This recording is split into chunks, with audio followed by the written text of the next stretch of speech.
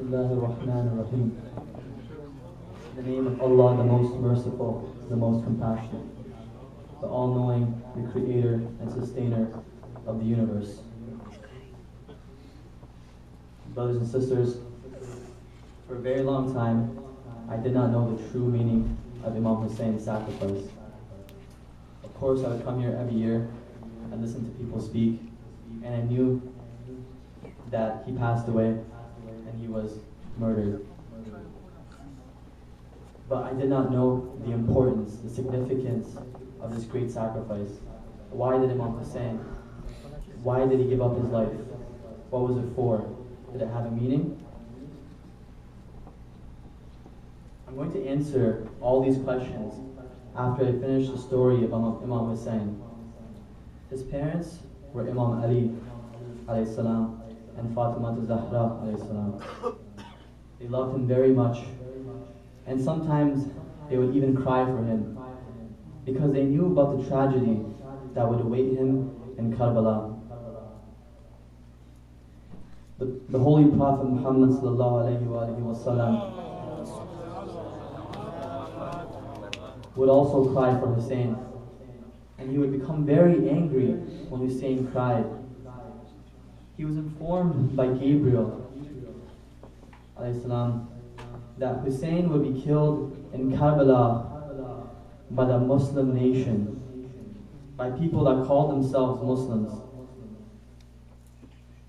So it all began when Muawiyah, the son of one of the greatest enemies of our Prophet, when he passed away, his son Yazid became his successor. Yazid was a very corrupt man from the beginning. People even called him a lunatic. He drank alcohol, gambled, ridiculed the laws of Islam, and he even went as far as to having a funeral, a national day of mourning, for his pet monkey. People of Kufa were outraged and began to send messengers and letters to Hussein alayhi salam in Medina, urging him to come to Kufa and assume leadership. There was a lot of pressure on Hussein and his family by the government, the governor of Medina, to pledge allegiance to Yazid. So they had to leave and they moved to Mecca. From there, Hussein sent his messenger, Muslim bin Aqil, to assess the situation in Kufa, to see if it was safe or not. On Muslims' arrival to Kufa, there was a large gathering where thousands of people pledged their support for Hussein. Even though Muslim bin Aqil's reports were very enthusiastic, the elders in Mecca warned Hussein not to go to Kufa. But for some reason, Hussein, knowing that his life was in danger, the life of his family was in danger, he still pressed on towards Kufa. Because he knew that there was a reason for him to go there.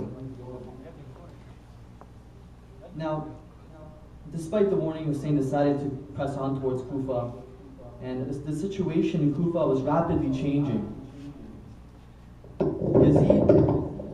Yazid was fully aware of what was happening. He appointed his friend Ubaydullah ibn Ziyad to take control of Kufa and to restore order. Ubaydullah ibn Ziyad, the first thing he did was he threatened the elders of the tribes with death if they tried to rebel against Yazid or if they tried to help Hussein. Now, although Hussein received warnings of these happenings in Kufa, he kept on going. It fell to Al-Hur al-Tamimi, who was a commander of a military detachment numbering 1,000 men. Al-Hur's instructions were to prevent Hussein from reaching any town or village in Iraq. Hussein replied to Al-Hur by showing him a sack full of letters from the people of Kufa that he had received.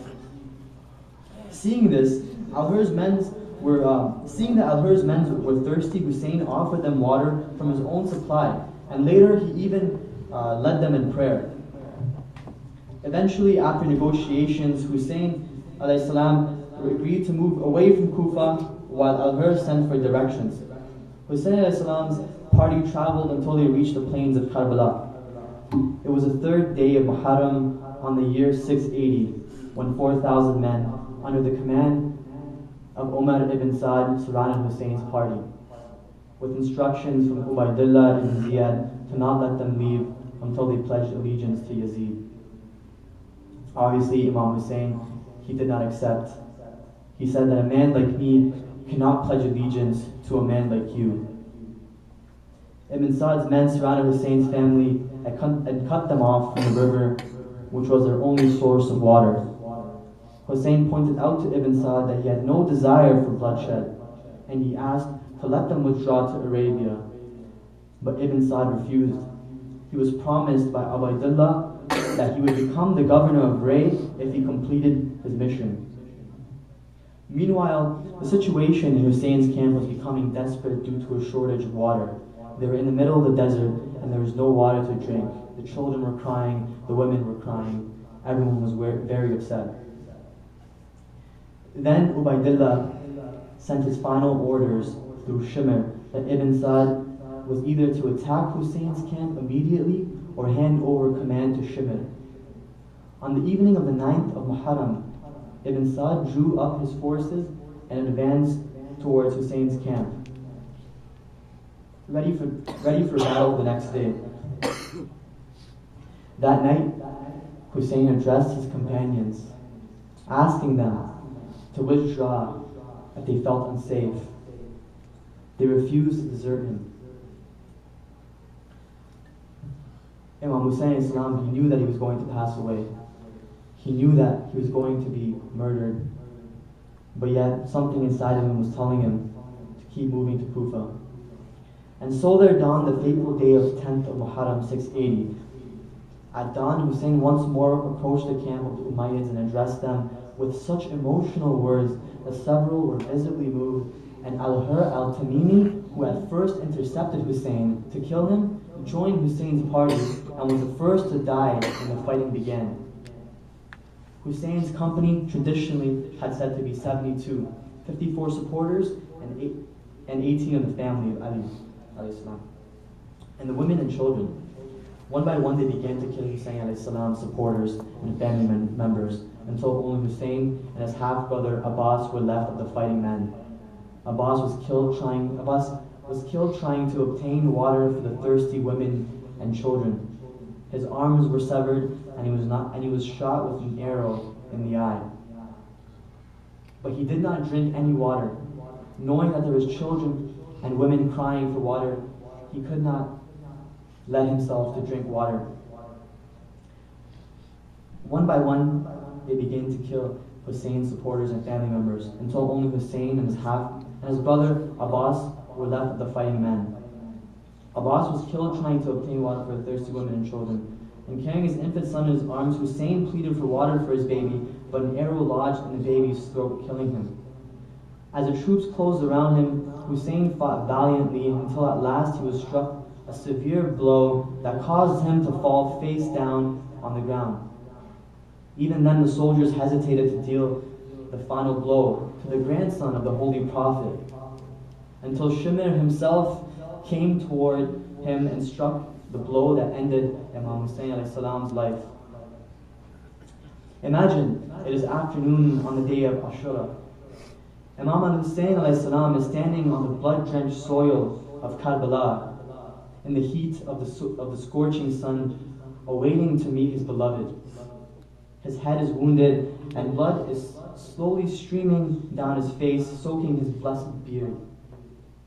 He looks around, searching for members of his family and his companions, only to find them brutally slaughtered and slain like sacrificial lambs.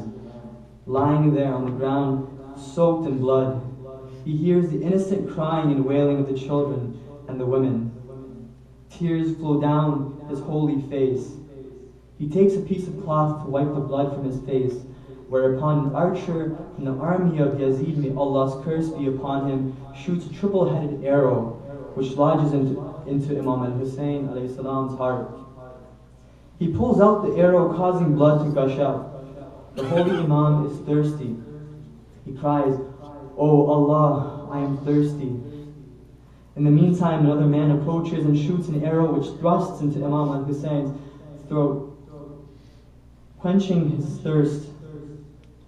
A man by the name of Hala bin Nafi was reported as saying, "By God, I never saw a person getting killed with his own blood all over his body in a better state than al-Hussein. I was so overwhelmed by the radiance of his face that I refrained from contemplating killing him."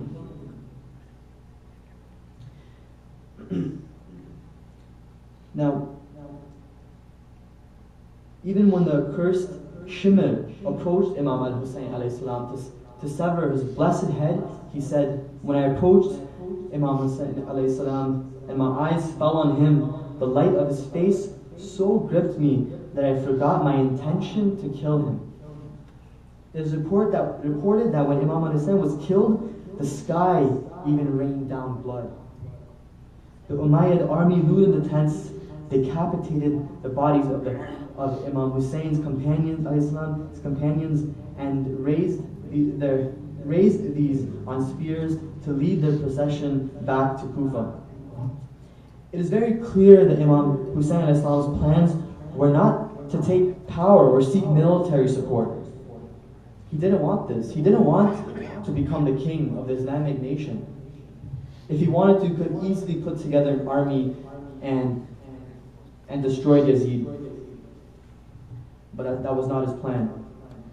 It doesn't make sense that a man who was in search of power would tell his companions to abandon him and let him face his enemies alone. People of Kufa were afraid to help Imam al-Hussein alayhi salam because they either feared the sword of Yazid or were persuaded by his wealth. If all the people of Kufa were to stand up together against Yazid despite fear and greed, they could have easily removed him from power. By sacrificing his own life, Imam Hussein salam left us with a very important lesson. A lesson that would be imprinted in our hearts forever. He wanted to show people how to fight against a tyrannical government and to die rather than bow down to evil. Imam Hussein salam knew that power achieved through military strength is always temporary, because another stronger power would eventually bring it down. Just look at the Roman Empire, the Greeks, the Mongols. He knew that it would take something extraordinary for people to change. Hussein saw that the Islam that his grandfather, peace and blessings be upon him, had established through good actions and sacrifice was already dying in such a little time. And the only way to revive it was to do something that would touch the hearts of people and be an imprint for all eternity. Now I'm going to end my speech with a quote from Imam Hussein alayhi salam. He said, "O people, the Prophet has said that if a man sees a tyrannical ruler transgressing against Allah and the Prophet and oppressing people, but does nothing by word or action to change the situation, then it will be just for Allah to place him where he deservingly belongs. Do you not see what low levels the affairs have come down to? Do you not observe that the truth has not been adhered to, and falsehood has no limits? And as for me, I look upon death as but a means of attaining martyrdom. I consider life upon transgressors as nothing but as an agony and an affliction. Look, this Imam, he's calling. He says, rise against tyrants. Rise. That is why I am going." On the night of Ashura, he asked Yazid's army to not attack him, to hold back so that they could pray. They prayed all night to Allah. When people commented on the Sahaba of Imam Hussein Islam, they said that they were smiling. Smiling. They were going to be butchered the next day. But these people were smiling, they were happy. They said, we are happy we are going to meet our Lord. We are so happy that we are going to be in the proximity of the Prophet. We are so happy that Allah has graced us to be near the representative of Allah subhanahu wa ta'ala. There's a saying of the Prophet, peace and blessings be upon him, that whoever dies for Allah in the way of the Prophet, Ahlul Bayt, or the Ahlul Bayt, on Judgment Day, Allah will raise them together and they will be with the Messenger even in paradise. What a great honor that we should all strive towards. Salawat.